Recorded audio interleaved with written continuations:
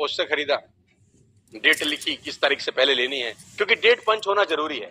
वो कहते हैं ड्रीम के ऊपर डेट पंच ना हो तो ड्रीम ही रह जाता है।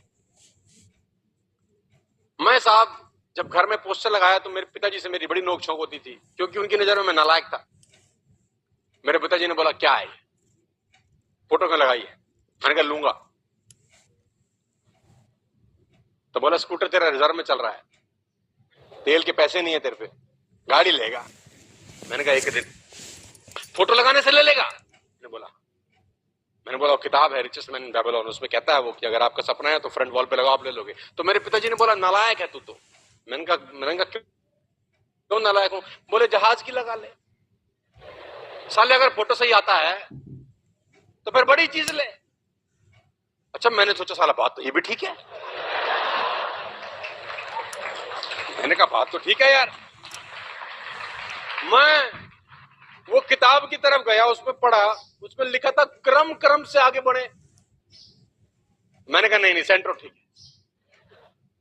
तो जो डेडलाइन मैंने लिखी थी उस डेडलाइन से करीबन 14-15 दिन पहले मैं सेंट्रो खरीद के लाया। मुझे समझ में आया कि ये काम करता है यार, कुंजी मिल गई। फोटो फाड़ी मैंने, फोटो लगाई फोर्ड आइकॉन, आगे भी चोंच पीछे भी चोंच। डिग्गी चाहिए थी फिर। मेरे पिताजी ने बोला ओहो चस्का लग गया तुझे। तय टाइम से पहले मैंने फोर्ड आइकॉन ली राहुल। फिर मैंने पोस्टर लगाया असेंट का। ये मैं आपको बताना चाह रहा हूं कि ये फालतू फंड की चीजें करनी पड़ती हैं कभी कभी, क्योंकि समझदारी वाली चीजें तो सारी करके देख ली, जिंदगी में कुछ बदलाव हो नहीं रहा तो कुछ फालतू फंड का कर लें आज से। सेंट्रो के बाद फोर्ड आइकॉन के बाद असेंट तय टाइम से पहले ली।